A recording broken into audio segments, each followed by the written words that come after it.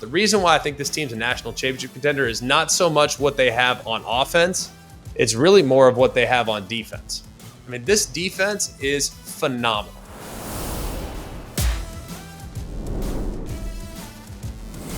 Hello and welcome in. It's always college football. Today is November 11th, and we are quickly approaching the end of the year. Today's a lucky day, 11/11. Let's make a wish and just see if things come true. I'm Greg McElroy. Appreciate y'all taking some time to be with us. A lot to take away from this past week. And before we dive into our 10 biggest takeaways, want to quickly ask you if you could go on to the podcast platform, subscribe, rate. If you're on the ESPN YouTube page, hit that thumbs up. That's great as well. We appreciate the feedback and we appreciate the notes. Going to present a lot of different takeaways to you. So if you're on the YouTube channel, hit us up in the comments. Let us know what you think. We'll use some of those comments here on Wednesday's show and answer some questions that you might have. We're going to do a lot today. We're going to talk about Ole Miss. We're going to talk about Bama, talk about LSU, talk about the Big Ten, talk about Colorado, who's in a really good position right now. We're going to give you a bit of a look ahead as to what you might be able to anticipate here in a couple days from the College Football Playoff Committee and why we have a looming disaster in college football that is coming up here in a couple weeks. And I'm talking a flat-out disaster. I'll explain. You'll understand why here in just a little bit. Let's kick things off with one of the biggest wins in program history for the Ole Miss Rebels. Ole Miss is the team that nobody wants to see in a playoff setting. Now, you're going to go back and you're going to look at what their record is. And I get that. They got 2 losses. Those 2 losses came against very average teams. One is LSU, the other is Kentucky. But what I'd say about those 2 losses is they were quite literally, and we say this a lot, right? Well, if this happened, then this. If this happened, they'd be this. Quite literally 2 plays away from being an undefeated football team.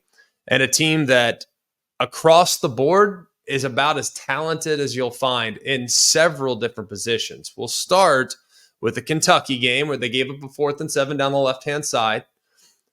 They stop that ball. They give up the 50-yard play down the left-hand side. That ball gets tipped away. Game, set, match. They win the game. Then against LSU, they have Nussmeier wrapped up. Couldn't get him to the ground. Conversion on 4th down. LSU goes down and scores, wins the game in overtime. So, all things considered, this team is literally 2 plays away from being undefeated. And I think that they are rounding into form in a way that nobody really wants to see them. We'll start with the offense. Jackson Dart got hurt in this game. 3rd play of the game, 2nd play of the game, twists his left ankle, wasn't impacted whatsoever, at least as the game went along. Initially, you could tell he couldn't transfer the weight, had a couple high misses. It wasn't great. But when I look at how he played down the stretch, a couple key runs, a couple things to kind of keep this Georgia defense guessing with their pass rush, he did a great job throughout the game. But the backup quarterback, Austin Simmons, coming off the bench to play 1 series. But on that series, he converts a 4th down. He converts a 3rd and long.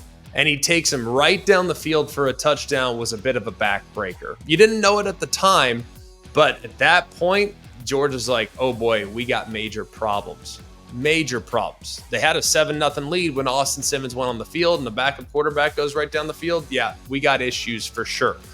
Couple question marks with Georgia, and we'll get to them in a moment. But this offense, if there was one takeaway from me after watching it live, being in person, and then seeing it again on the tape yesterday, I was amazed at how well they held up in protection. I thought that was a huge concern. These pass rushers for Georgia going against an offensive line that hadn't been very good this year, and they held up beautifully. I thought the way Jackson Dart and Austin Simmons, how quickly they got rid of the ball was massive, because it doesn't matter if your O-line's not great.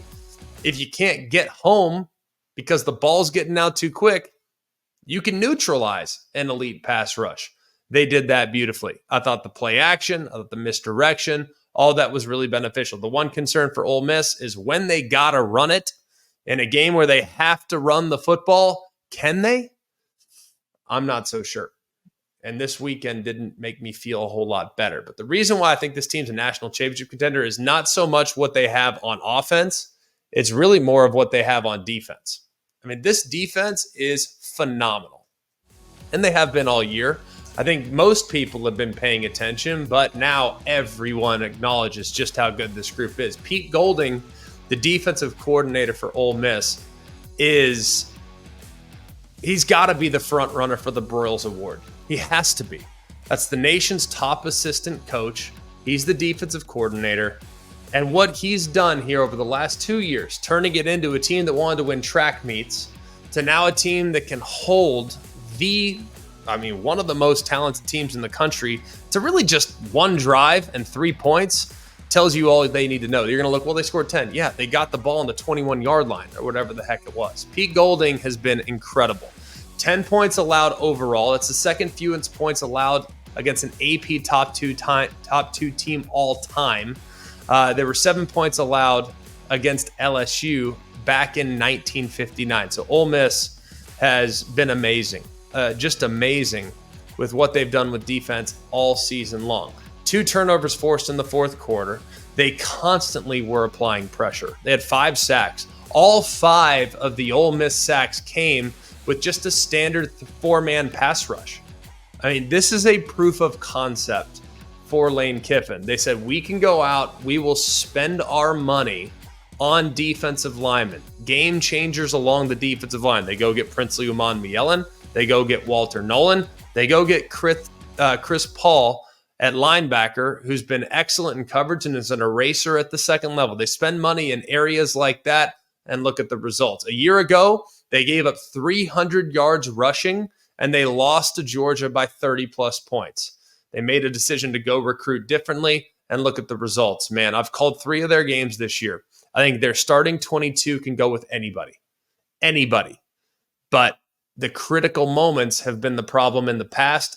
And in this game, the critical moments were all won by the Ole Miss Rebels. Credit to Lane Kiffin, credit to his staff, and credit to the home field that created a tremendous advantage outside of when they rushed the field with 16 seconds left. That was a minus. Everything else from the fans, terrific, because they had an impact on Georgia and on their offensive communication.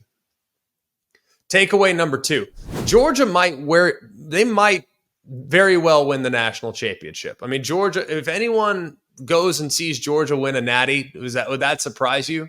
It wouldn't me, but they have a lot of things right now that they got to clean up, and there's a few things that they have that can't get fixed.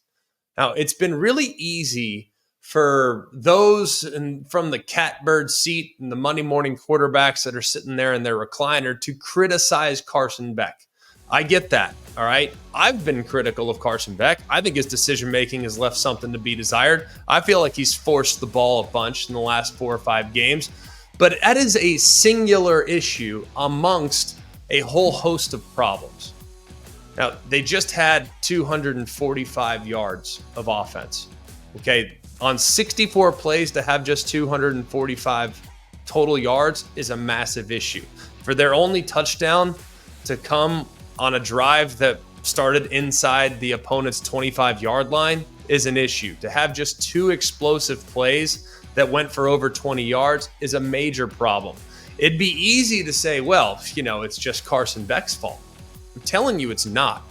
As someone who's watched every single offensive snap of Georgia this year, their problems extend far beyond Carson Beck. Okay? They don't have a true number 1 wide receiver. They lead the nation in drops.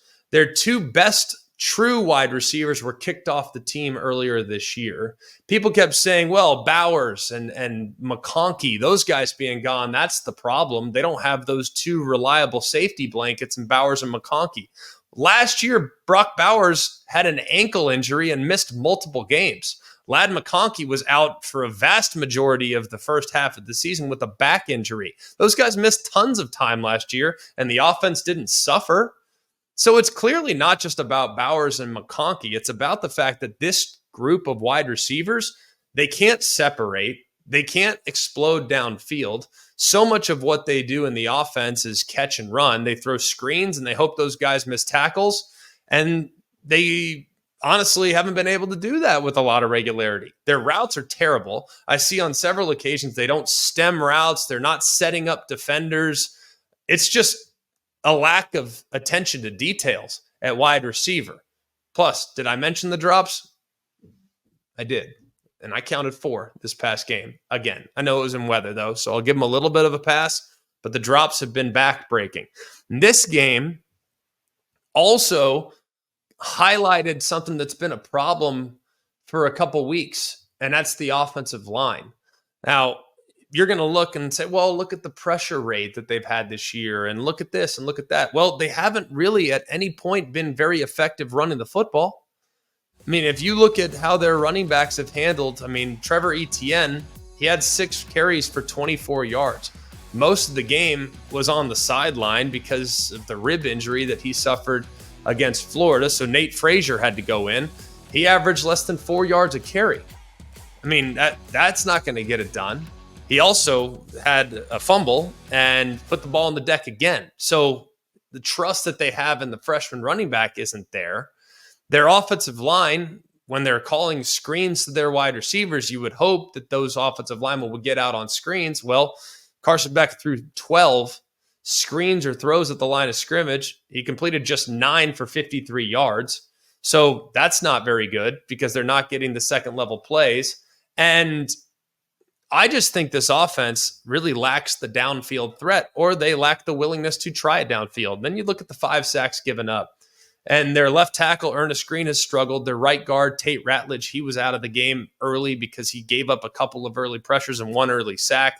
Like, they're mixing and matching pieces. And frankly, altogether, the offensive line is what I think lost them the game as much as anything in this game. The offensive line was just flat out not good. And then on defense, if their pressure isn't up, if they can't rush the passer, the defensive secondary has had some challenges this year.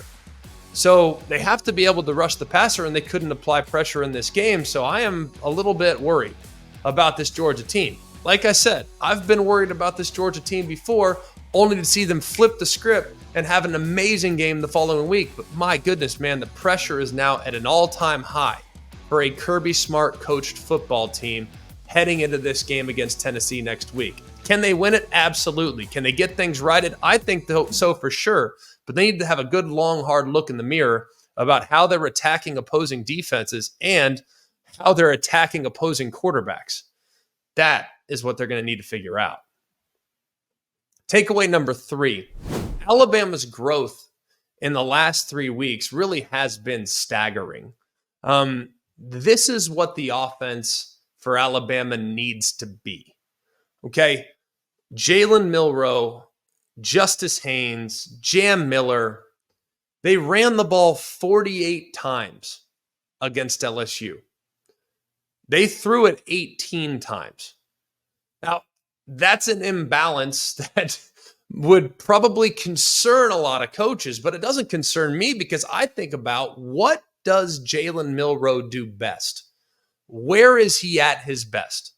Is it when he's carrying the football as a ball carrier and as an explosive weapon on the ground? Or is it when he's in a traditional drop back from the pocket type of passing quarterback?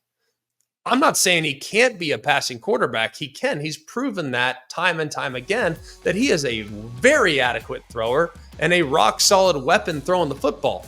But I can tell you this, if I'm a defensive coordinator and I have to put together a defensive plan against Alabama and against Jalen Milroe, let me tell you what scares me to death. Not his ability to pick me up through the air. Like, pick me apart through the air, that doesn't scare me to death. I acknowledge that can happen, but that's not what scares me to death. You know what scares me to death? Him taking off and going 72 yards to the house like he did this past weekend. All right? Think about how different the plan was offensively for Alabama. Think about how different the plan was offensively for Jalen Milroe against LSU when compared to what we saw against Tennessee. Tennessee, I think he dropped back like 37 times. Well, against LSU, 18 times. Now, last year against LSU, a lot of people will point to, hey, this is about LSU's defense. Fair enough. But the commitment to the run game was very, very different. Because if you look at last year's game against LSU, Jalen's yards on the ground were by way of scramble. He had 155 yards rushing last year against LSU, but 109 of those 155 were on scramble drill.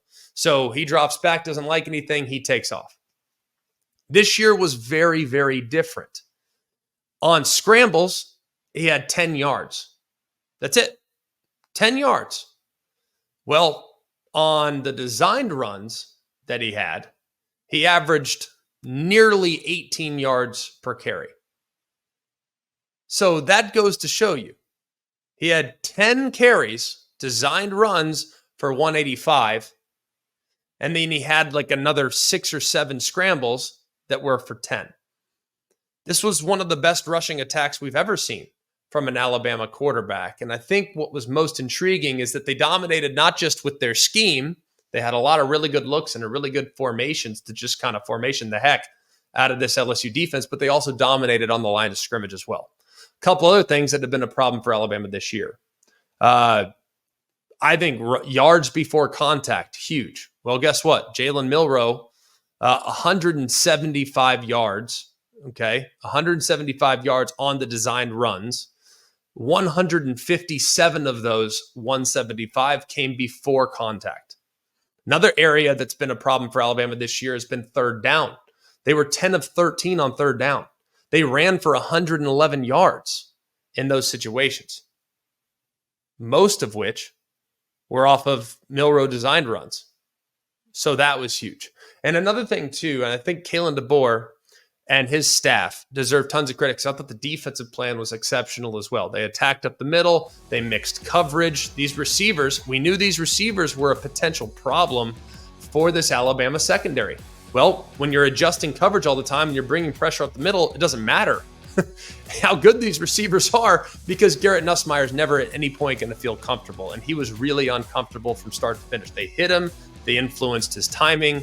They had a massive effect on his confidence level in delivering the football. And he just couldn't scramble away on a couple times. The sack fumble after the fourth down stop was one of the biggest plays of the game. But Kalen DeBoer, it just proves when you give him an opportunity to go and take on the best coaches in college football, he's going to have his team ready to play. Let's just look at his record quickly against some of the best coaches in the country. He's 1-0 against Kirby Smart. He's 3-0 against Dan Lanning. He's 2-0 against Steve Sarkisian, and now he's 1-0 against Brian Kelly. Kalen DeBoer, when you give him time and you give him the opportunity to evaluate, he's going to get the job done. And then on the other side, LSU, man, what happened to them the last 6 quarters? I'm more specifically their offense. Look, their defense has had challenges this year. That's not that uncommon. Now, I've been encouraged, at least prior to the last 6 quarters, that the defense had turned the corner. Clearly, that isn't the case. Because if I look at what's happened the last 6 quarters, man, I don't know what to think. You got turnovers that make no sense, that are just bad mistakes. You got back-breaking penalties. You got problems with protection and allowing guys to come and blitz and be unaccounted for in the protection. The red zone offense has been a huge issue. They've had dropped passes.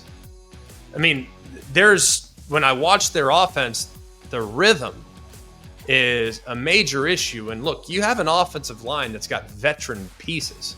And you have a quarterback that's a veteran as well. I know he doesn't have a ton of starts, but he's been around college football for a while. I mean, the wide receivers, that's a star-studded group, and they're not necessarily having as much of an impact on the game as they need to. And if you look at this offensive game, man, they rushed for 59 yards on 23 carries. It's 2.5 yards per carry. Now, I know you need to count for all these different, sacks and things like that. But the fact that 59 yards and take into account that they did have an explosive run of 45 yards early in the game by Caden Durham further highlights the challenge. That 45 yards came on one run, 14 came on the other 22. That is a huge issue. And Alabama, credit to Alabama's defense. They did an amazing job. I thought the linebackers played the best game of their career. But LSU, I'm not sure what's happened the last 6 quarters, but it better get righted, and it better get righted quick, or else they're staring at a couple more L's down the stretch. Takeaway number 4. This is the Texas we've been waiting for. Like, we've been waiting for this, and I'm so happy that it came to the surface finally, because it's been a while. We saw this Texas against Michigan, but Michigan now has kind of gone on to feel like, come on, was that a good win? No, they're a 500 football team. And I don't think Florida's elite either by any stretch, especially Florida, this version of Florida with a backup quarterback. But it's been a while since it feels like Texas kind of been playing with their food a little bit, man. Like, their offense, I don't know, it's just kind of lacked a little bit to me. Well, finally, we know that they can defend. Like, I am not at all going to spend any time worrying or concerning myself with what Texas has on the defensive side. That's a really good group, a championship caliber defense. We know that. But the offense has been the thing that's been just kind of holding me back a little bit. And this was a complimentary win. You win 49-17. You score the first 42 points of the game. 3 of those touchdowns come off of turnovers forced by the defense. That was a comfortable win from start to finish. Now, let's look at Quinn Ewers' performance, because that has been an area of concern since the oblique injury, right? Well, Quinn doesn't look right. He's not the same. He hasn't been great and all this other stuff, right? All that's totally fair. And while I've watched his performance and I've had concerns based on what my expectations maybe for Quinn are just a little bit too high. Maybe they are. Maybe I just think too highly of what I expect from him, because I expect him at this point of his career to be perfect. And that's not fair, because he's been a little rusty, it appears, coming back. But this was only the second game this year in which he had multiple touchdown passes and no turnovers. And the first time he's done it since Michigan. So I think it was fair to be concerned, but I also think it's fair to acknowledge that it's still in there. Like, he still got it, right? Did a great job in this game. Spread the ball around, got a lot of different guys involved. It wasn't a flawless outing. There were a couple missed throws early. Missed a wide open Isaiah Bond, which early on I think would have definitely been a touchdown. That was when the corner fell down. His next throw to Gunnar Helm on a crossing route was almost picked off by the edge defender that dropped out. So, I mean, it wasn't flawless by any stretch. But one of the things that's been concerning to me about this offensive attack is that it feels like everything's within 5 or 6 yards of the line of scrimmage. It's almost all catch and run. It's almost all really like if you put up a picket fence 10 yards downfield, almost all of Texas's offense is generated from within that picket fence. And that to me has been a concern. Now, I know it's in there. I've seen him do it last year. But I just wanted to see a little bit more of that. And here's the good news. His air yards per attempt was the highest of the season. It was 8.3. So it's not like it was, 14, but it's a significant improvement from what we saw the week before. Against Vanderbilt, his air yards per attempt was 4. So it was 2x.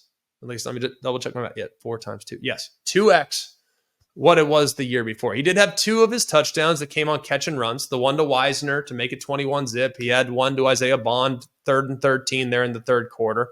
But his other 3 were on rock solid throws down the field. 21-yard touchdown to Golden. 10 yards off the RPO to Helm. 32 yards to Golden again to kind of cap things off towards the end. This is a group that racked up 600 yards of total offense. And I think there's also a takeaway or two to find in this game. And look, this is diving next level. Sark has a lot of faith in his team. And I think it was pretty obvious that Florida was going to have their hands full. The second you found out Lagway was out, Florida wasn't going to be able to outscore you. So the only way you're losing that game is if you screw it up. Well, Sark early in the game, 4th and 1, his own 24-yard line. He hands it to a true freshman running back, gets the 2 yards to convert on that 4th and 1 from his own 24. And then one play later, you got Bond, who breaks free on the end around after a pretty sweet little design. That just goes to show you, Sark trusts this team implicitly, which to me is an indicator of what he believes his team is capable of. So a great win from Texas, a win that has been a couple weeks in the making and one that has me feeling really confident about the Longhorns down the home stretch. Takeaway number 5. All right, the clock struck midnight on Miami's undefeated run, but this might be helpful. This might be the reset that they needed, right? Georgia Tech entered the game nearly a double-digit dog. What's amazing is Georgia Tech, man, they are the ultimate dog. Like, they are so solid as a dog. It's their 6th outright win as an underdog of at least 9 points under Brent Key since 2022. That's the most in the country. All right, and it was a tried and true recipe.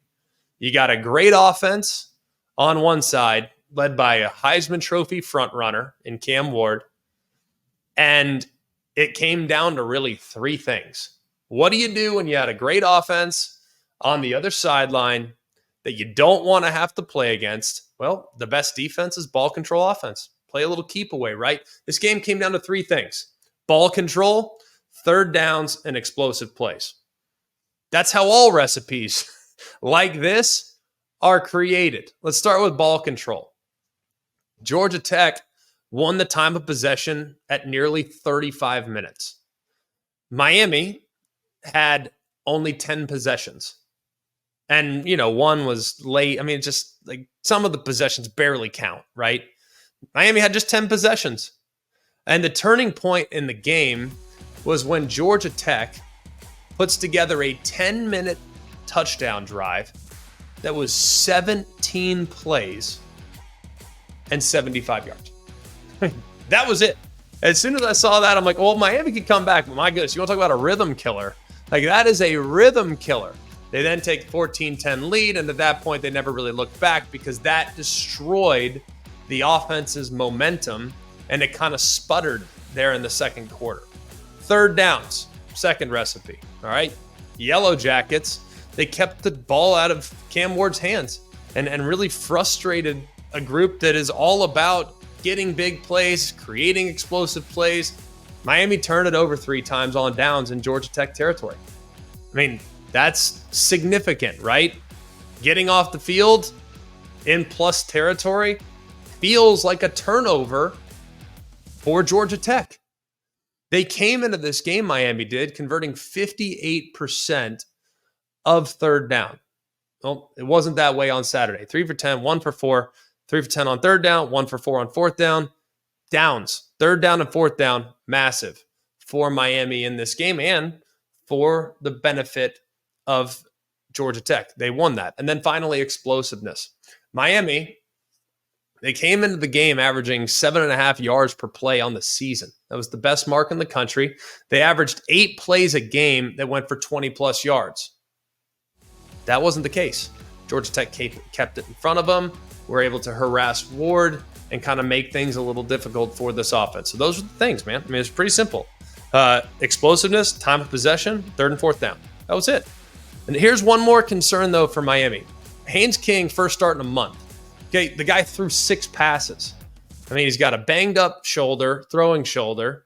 So without him being anywhere near 100%, without their leading rusher, who left the game in the first quarter with a concussion, Jamal Haynes is out.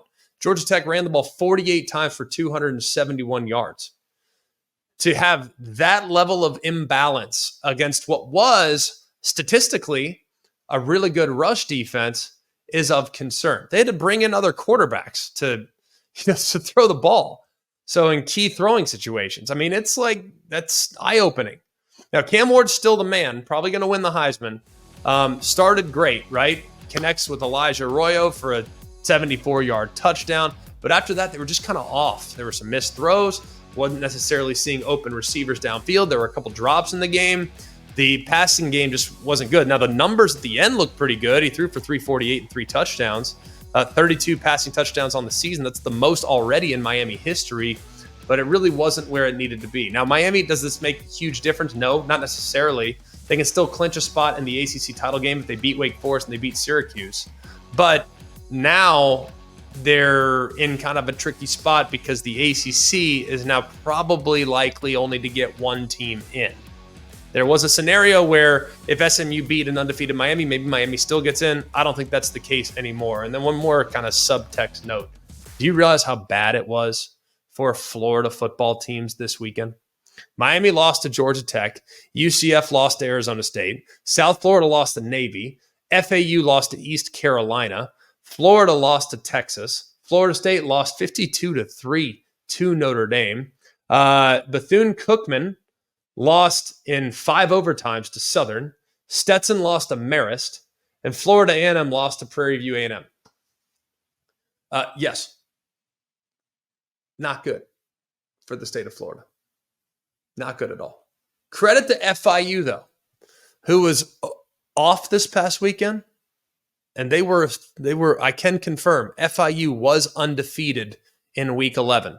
So by a process of elimination, FIU, you are the week 11 state champions of Florida. Takeaway number 6. Who's ready for Colorado in the Big 12 championship? Who's ready? Because it's coming. Well, or at least we hope it's coming. I'm going to be honest with you. I want it to happen. I do. I want it to happen. It's seldom when we are in a position as analysts in college football to have a rooting interest. Like, I absolutely want to see Colorado play for the Big 12 title. I absolutely want to see that. And I will unapologetically announce that to the world. I just don't care. They are now 7-2. They beat Texas Tech this past weekend on the road in Lubbock, which, by the way, is a really tough place to play. This is the best start for Colorado football to open a season through 9 games since 2000. It ties. So if you want to count 2016, we can count that. But this ties the best, and I think this is the best.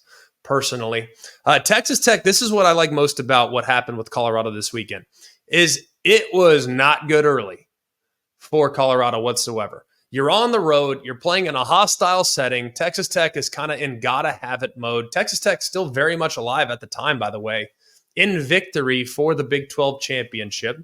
They score on their first 3 possessions. They're sitting there 13-0 lead before Colorado woke up and decided, hey, it's time to go now, boys. We got to go play. All right. To be outgained 125 yards to just 26, to have 6 first downs to 1 there in the early going, and to see a team that was looking like they had all systems go there in the first quarter, you're sitting there thinking, oh boy, man, this thing could be over for Colorado. This is a problem because Texas Tech's a team that can run the football. They can kind of milk the clock. And if they can just pound away, this thing could get sideways. And then, boom, the thing flipped on its head. Second quarter rolls around. Colorado goes 152 yards in the second quarter alone. They held Texas Tech to just 22. They held Texas Tech to just 1 first down in the second quarter. And once the defense kind of settled in, all right, just settled in, and it took a second, they were able to hold one of the best running backs in the country in Taj Brooks, just 35 yards on 17 carries there in the first portion of the game. Now, the final numbers look pretty good, but most of his yardage total came in the fourth quarter. To think, too, that this offense had 31 points in the second half after a bit of a slow start tells you all you need to know. It tells you about their mental toughness, their resiliency. Because if you're sitting there on the road and, man, you don't have your best stuff, to flip the script that quickly is pretty impressive. To also be able to go and rush the quarterback as often as they did. They had 6 sacks in the game as well. So I think you got to feel great about what you saw from Colorado. And this was a bad matchup for Texas Tech. Their secondary has really struggled this year. So to see Shador and company take advantage of a secondary that's not great was not a huge surprise. Like, we took Colorado in the game, thought they'd win comfortably, but this was a much tougher Colorado performance from a mental standpoint than I anticipated. I thought Colorado would score from the get-go, and Texas Tech, if you got to beat them, they're going to have to score 50. But it wasn't easy early, and Colorado weathered the storm, turned it around, and left no doubt in the second half. Tremendous performance, and one that Deion Sanders and company should feel really proud of. Look, it's looking right now that if things go this direction, BYU and Colorado are probably well situated to play in the Big 12 championship game. And to talk a little bit about BYU and how that game went this past weekend, I think we should revert back to our Thursday show just so you can kind of get a sense of how I thought this thing would go. I'll take BYU, but I'm expecting a photo finish. I think it's going to be close, really close, perhaps maybe even an at the buzzer field goal. For the lead for BYU. Snap, hold, kick, on the way. Kick is good! All right, as you can see, people were very mad at me for suggesting that BYU would win at the buzzer because that's a basketball term and not a football term. Okay, but did you know what I mean? Did you understand what I was talking about? And there are often times in football where a lot of us, by the way, played basketball growing up. In football, there are terms that cross over to basketball. That happens from time to time. Like when someone says they pitched a shutout, does that mean that their defense quite literally was on the mound pitching? No, it means they pitched a shutout. They held the opposing offense to 0 points. When someone says the shot clock, that's the play clock. Because as it goes down as a quarterback, you're keeping an eye on the shot clock. Like, got to keep an eye on that. Got to get rid of it. Got to snap it before that thing hits 0. So we've called it the shot clock. And for me, the buzzer, while there's not quite literally a buzzer that goes off in the stadium when the clock hits 0, I've still always just said, if you hit a Hail Mary at the buzzer, you kind of know what I mean. All right. Well, on a last-ditch effort, BYU is sitting there, 4th down, $135 left. It appeared that Utah, they're up at that point, up 21-19. Looked like they sacked Jake Retzlaff at his own 1-yard line. Game, set, match. Utah wins the Holy War. But, man, there's a flag on the field. And defensive holding gives BYU new life. 2 plays later, Retzlaff throws a 30-yard strike to Chase Roberts to flip the field. And they eventually set up a 44-yard Will Ferrin field goal to give BYU their first win at Utah since 2006.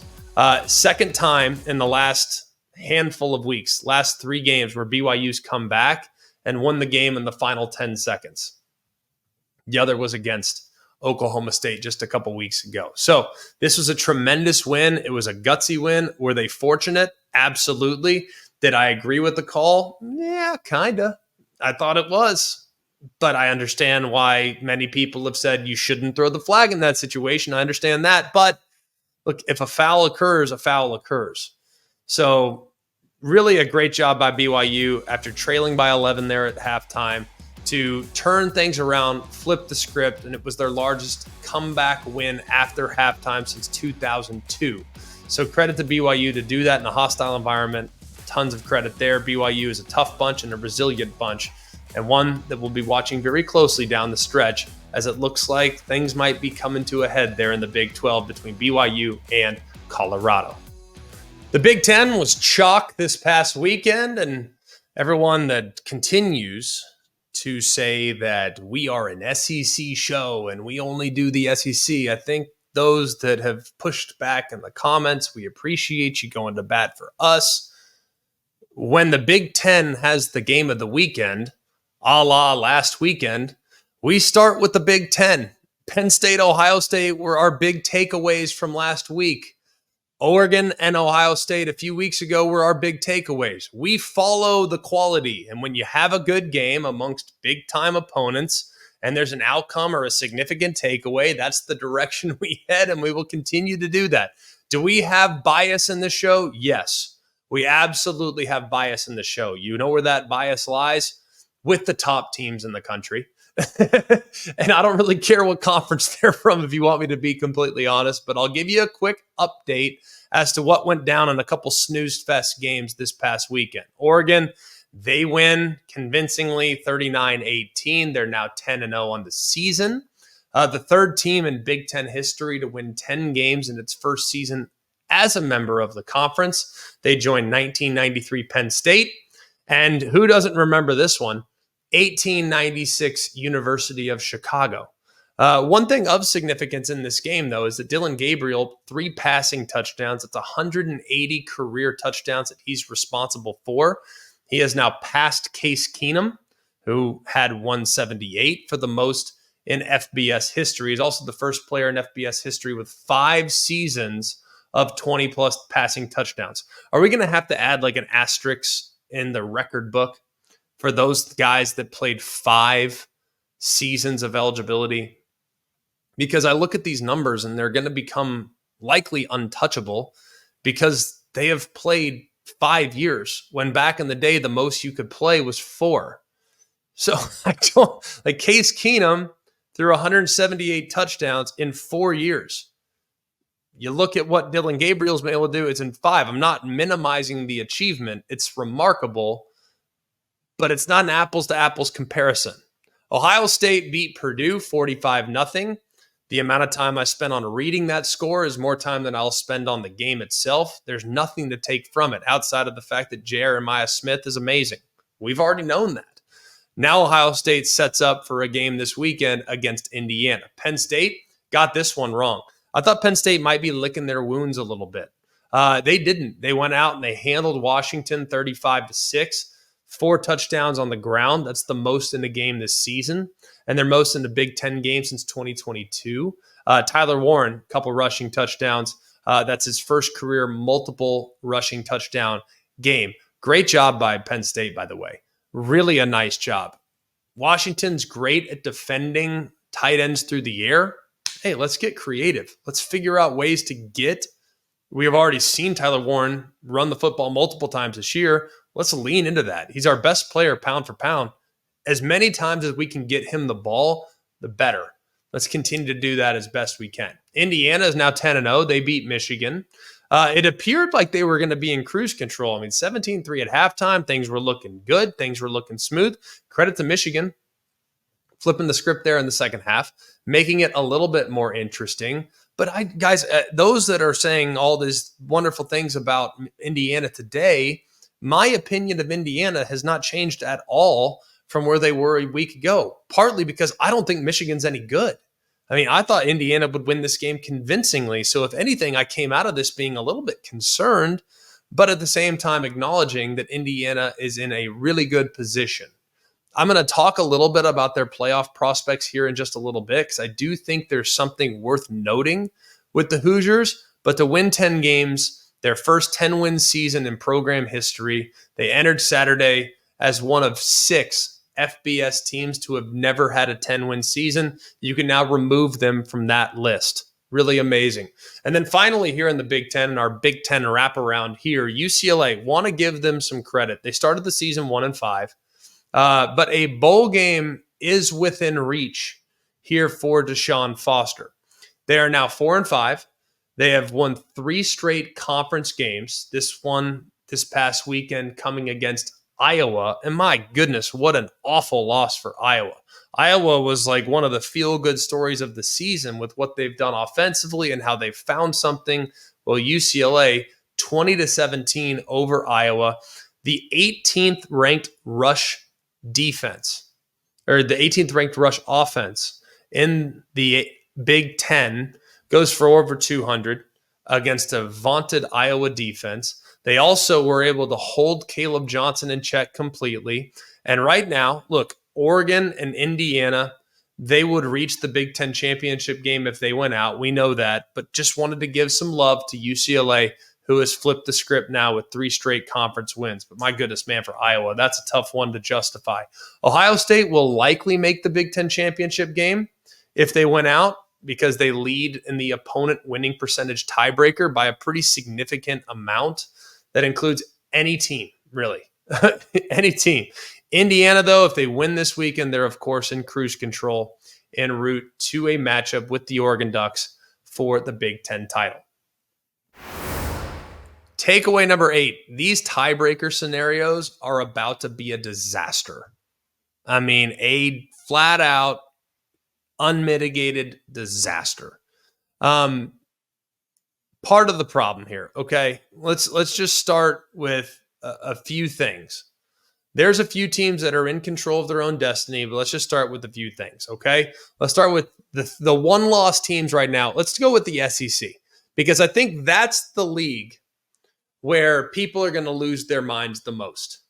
In the Big Ten, it's a pretty clear pecking order, right? It's just, I mean, Okay, Oregon's number 1. Feel pretty good about that. Ohio State beat Penn State. Ohio State's probably going to beat Indiana this weekend, so it feels pretty cut and dry.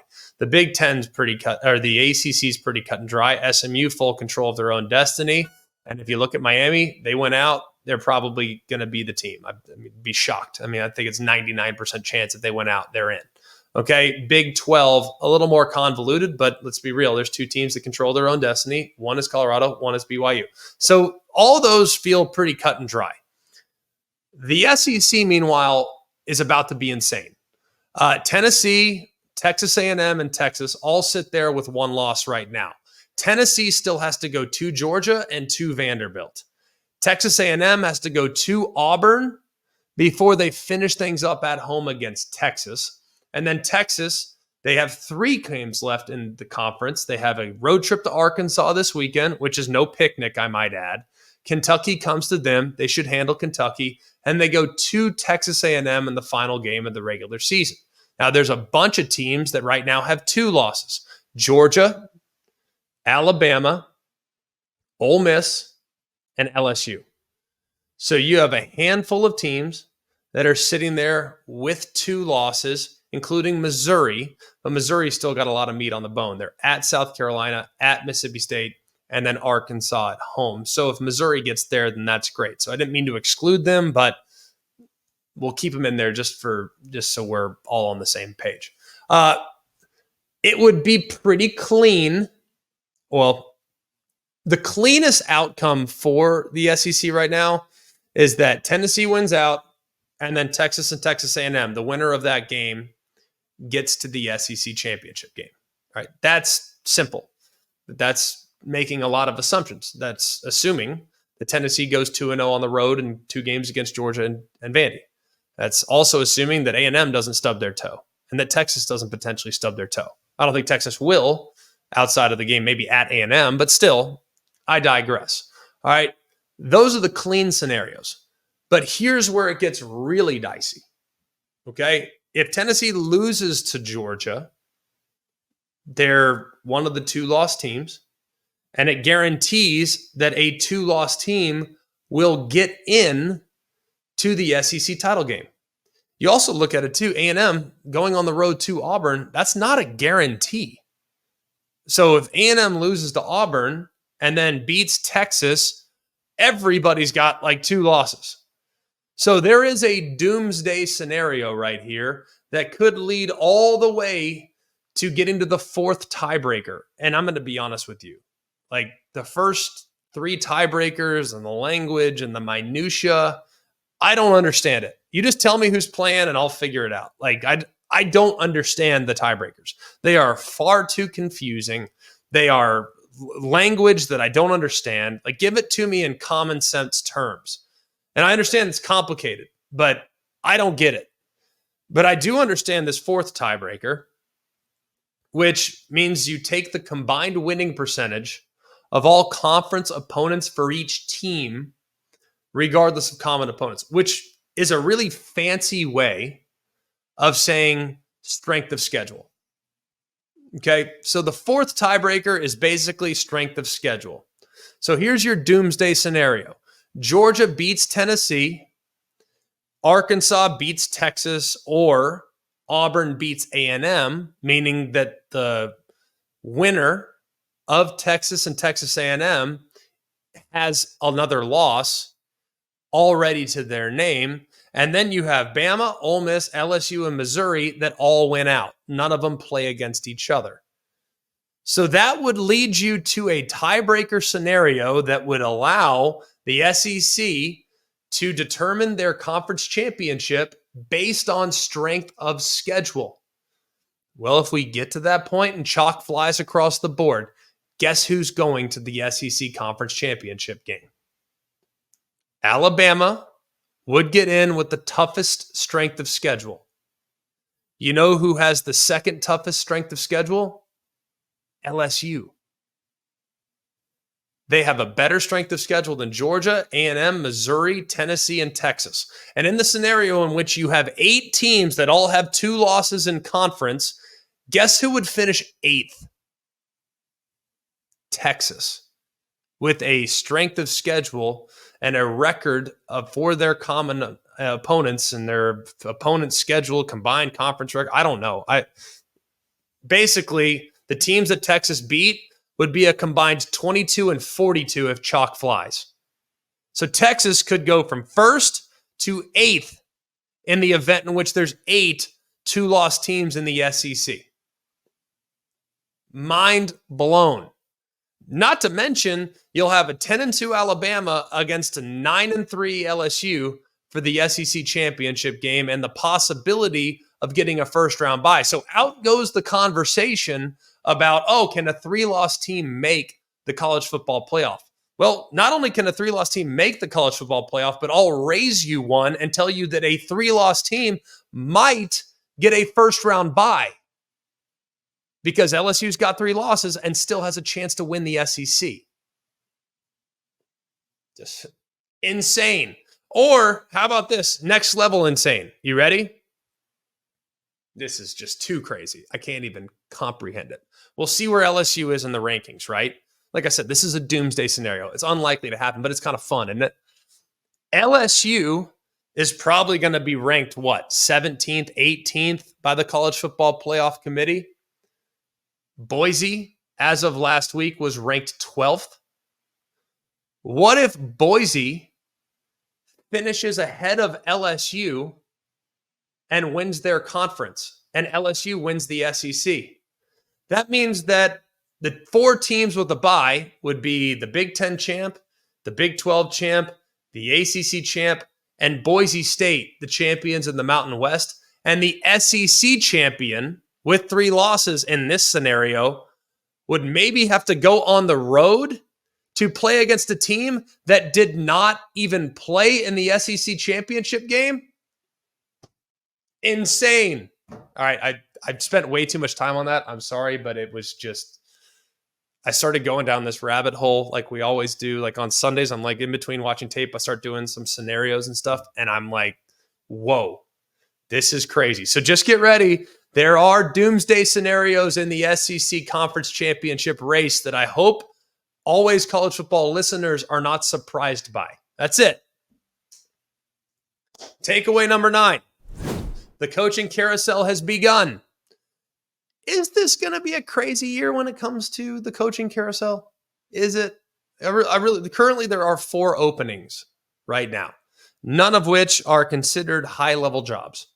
Last year, there were 32 head coaching changes. That was the most ever. And granted, there were a couple retirements and Jim Harbaugh leaves and Nick Saban leaves. And there's obviously a huge trickle down there. So it's understandable that last year was a big number, but this year we're not off to a resounding start. Southern Miss fired Will Hall, Rice fired Mike Bloomgren, East Carolina fired Mike Houston, and Kennesaw State just fired Brian Bohannon. So all in all, we're looking at these openings, but we're also seeing other openings with coordinators. Florida State, by the way, in the midst of a 1-9, they just fired their offensive coordinator and Alex Atkins, an offensive line coach who doesn't call plays. And they fired their defensive coordinator, Adam Fuller, who, even though his defense struggled this past weekend, understandably, the offense is actually 134th in everything. So you just fired both coordinators. And you know what? Here's why we're bad. Let's fire the receiver coach as well. Florida State just got rid of the receiver coach and both coordinators. Why? I mean, what does it matter at this point? A couple other situations that we're monitoring. Arkansas, I think Sam Pittman's probably safe. 5-4 is where he's at right now. Coming off a bye week, it wasn't pretty a couple weeks ago against Ole Miss. But if he doesn't play well against Texas, if they get their doors blown off against Texas, you look at Missouri, if they lose badly to Missouri and Missouri doesn't look good, I could see maybe there being a change of heart there, but I think Arkansas is probably safe at the moment. Baylor is another one that I've been monitoring all year. Well, Dave Aranda, things have kind of calmed down there. They found something with Sawyer Robertson, who is, I think, done a really good job so far this year. It's looking more and more likely that they've won 3 straight games. They sit at 5-4. If they get to the postseason, I think Dave Aranda's safe. And then there's a few that I just don't see. And people are starting to suggest, I'm like, does money grow on trees all of a sudden? Like Hugh Freeze, people are saying, oh, I know he's 9-13 overall. I know his record is not as good as Brian Harson's record was when they let him go. But look at the recruiting class. They have a top 5 recruiting class that's about to sign. Like they're not going to make a change right now. There's no way. Brent Venables at Oklahoma. People saying if this thing goes too far off the rails, then I could see them with who, how, where's the money coming from? Like, are they really going to go spend a lot of money to buy out Brent Venables to go hire the next man up? Like, I don't think so. He's fresh off a 10-win season a year ago. Lincoln Riley, the buyout's more than $60 million. I know things haven't gone great for SC, but come on, like, you really think that job's going to come open? I'd be shocked. Now, if Lincoln Riley got an NFL job, perhaps, but I don't see that happening right now. What about Mike Norvell? Guys, his buyout's north of $60 million. And we already know that Florida State right now is a little cash strapped.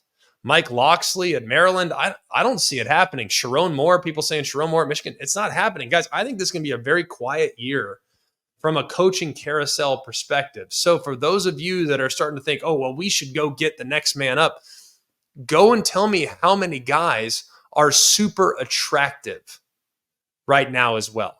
Saying how many guys that are going to come in and obviously upgrade what we have at head coach. Or are we better going with what we got, taking all that potential buyout money, putting it into NIL, and then maybe we can get this thing turned around with improved players.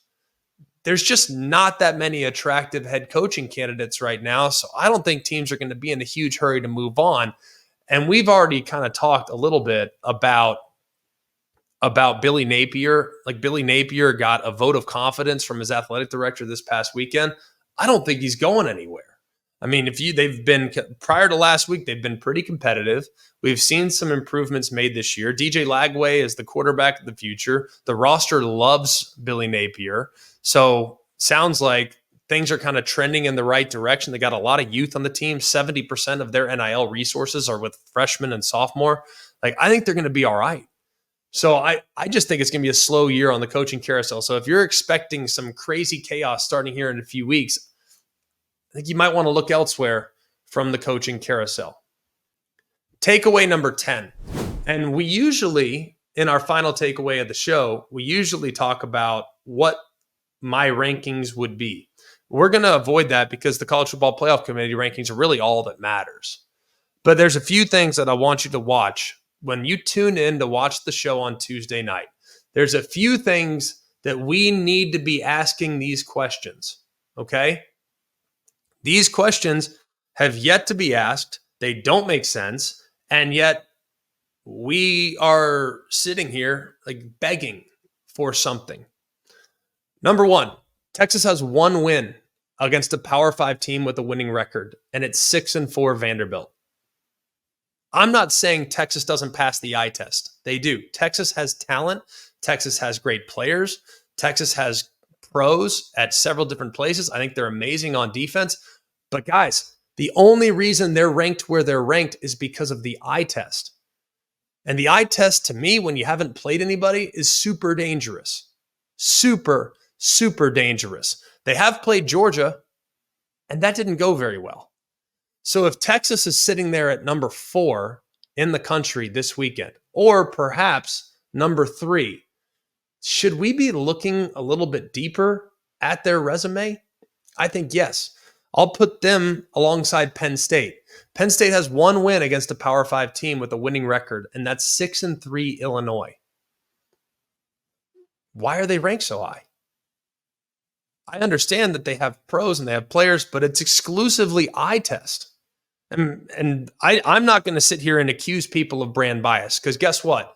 When every person that says brand bias, I hear it all the time from all these different podcasters and analysts, like brand bias. Yeah, I get it. If you don't have brand bias, then why did you rank Michigan and Florida State in the top 10 in the preseason? Because you have brand bias. Everybody does. In the world of prognostications, you go with teams that are just a little bit safer. And Penn State's been a pretty safe bet. Guess what? So is Texas. But right now, through 11 weeks of the college football season, Texas and Penn State, no matter how good they are, their resume does not warrant inclusion in the top 4 teams or the top 5 teams in the college football playoff committee rankings. They just don't. I'll tell you who else doesn't really belong right now. Clemson. Guys, Clemson, why are they ranked? And this is not me knocking Clemson. You can only play who you can play. They have one win against a team that is currently above 500. Against the 2 teams that they've played that were ranked, they weren't competitive. They got beat badly by Louisville, and they got beat badly by Georgia. And yet, here we are with Clemson firmly on the top 25. Now, I know they've smoked a bunch of teams. I know they got good talent. I know they got good players. I know they got good coaches. But if we're going to scream brand bias as it relates to Indiana and BYU, why are we not screaming brand bias when teams are overvalued when they shouldn't be? Clemson's ranking does not reflect what they've put on tape this year. Can they still get to the playoffs? Absolutely. Is there a slim chance of them getting to the ACC championship game and winning the ACC and having a first-round bye? Of course. But they shouldn't be in the top 25 right now. So to everyone suggesting that the Big Ten and the SEC get all this preferential treatment, then to me, please explain the Clemson love from the committee. And then finally, Indiana. Their strength of schedule is 100th. Now, that's going to improve significantly this week. They play at Ohio State. That will help a lot. But in the event in which they get beat convincingly against Ohio State, which is possible, I don't think it's likely, it's possible. I'm just saying if they get beat convincingly, I think there is plenty of reason to justify leaving them out completely. For a Power 4 team to have gone 11 weeks and to have a strength of schedule that is in the hundreds is flat out ridiculous. It is. So not only does Indiana need to be competitive this weekend, they don't necessarily have to win the game, but they better be competitive. Because if they get beat badly, and I'm talking beat badly and left out, or they get beat badly by, say, 3+ touchdowns, if that happens, I think there is a strong enough argument, given how weak their strength of schedule is, to leave them out, even if they are an 11-1 football team. I know that might not be popular, but I also was completely in favor last year of Liberty, who had the 134th ranked strength of schedule, being left out of the New Year's Six in favor of SMU, who, while they had 2 losses, had a much stronger resume with what they'd accomplished than Liberty. Liberty got in, Liberty got smashed, Liberty had no business being there. That's why I think Indiana this weekend has a lot on the line. They have to prove that they belong. And while you'll say that's unfair, they've proven enough. They've won 10 games. I totally support them getting in, but they better not get blown out this weekend. Because if they get blown out, there is plenty of artillery in the argument to leave them out in favor of a 2-loss team that has much better wins and a much tougher strength of schedule. That'll do it for us here at Always College Football. Continue to ask all of you to like, to rate, and to subscribe to the show. We always appreciate your feedback, and we always appreciate you telling your friends about what we're doing here at ACF. So for all of us here at Always College Football, for Mark, Jake, Jack, the other Jack, I'm Greg. We hope you have an amazing day, and remember, it's always college football. Hey guys, it's Greg McElroy. Thanks for watching Always College Football. Make sure you like, rate, and subscribe to ESPN's YouTube channel and wherever you listen to your podcasts.